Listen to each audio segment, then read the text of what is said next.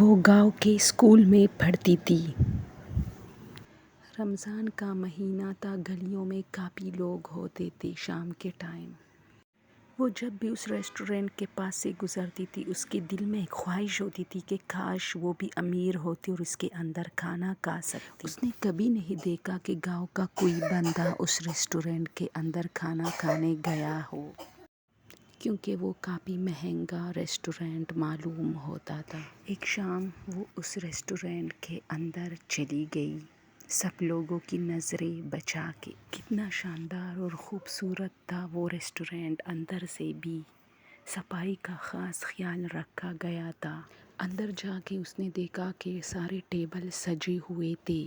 یہ بھی جا کے ایک ٹیبل پہ بیٹھ گئی جہاں بہت سارے لوگ رقص کر رہے تھے۔ وہ بہت ہی عجیب سا کمرہ تھا، وہاں انہیں کسی کی شکل نظر نہیں آ رہی تھی۔ اس نے خوب کھانا کھایا اور انجوائے کیا۔ بہت سارے مرد اور عورتیں کھڑی تھی، جن میں کچھ تو رقص کر رہی تھی اور کچھ ایسی کھڑی تھی جیسے کسی کا انتظار کر رہی ہو۔ یہ بھی وہاں کھڑی تھی اور اسے لگ رہا تھا کہ وہ لوگ انہیں اگنور کر رہے ہیں۔ کچھ لوگ انہیں دیکھ بھی رہے تھے۔ انہیں اچھا لگ رہا تھا کیونکہ یہ امیروں کا ریسٹورینٹ تھا۔ اس بچی نے خوب انجوائے کیا اور گھر کی طرف روانہ ہوئی۔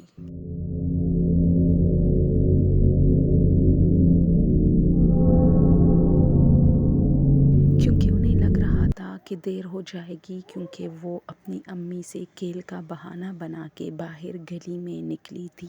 وہ اس ریسٹورینٹ سے نکل کے اپنے گھر کی طرف تیز تیز قدموں سے روانہ ہوئی۔ گھر پہنچ کے وہ سیدھے اپنے کمرے میں جا کے سو گئی، کیونکہ اس نے بہت سارا کھانا کھایا تھا۔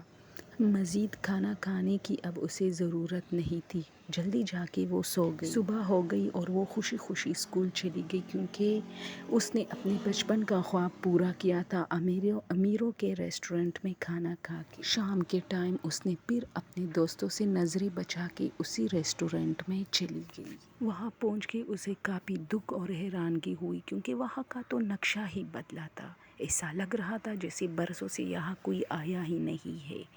نہ وہاں کوئی کھانے تھے، نہ کوئی ٹیبل سجے ہوئے تھے، نہ لوگ تھے، نہ وہ خوبصورت فراقوں والی عورتیں تھیں۔ یہ کافی حیران تھے اور ڈر کے مارے واپس بھاگ گئی۔ اور جب وہ بڑی ہوئی تو اس سٹوری کو اپنی والدہ کے ساتھ شیئر کیا۔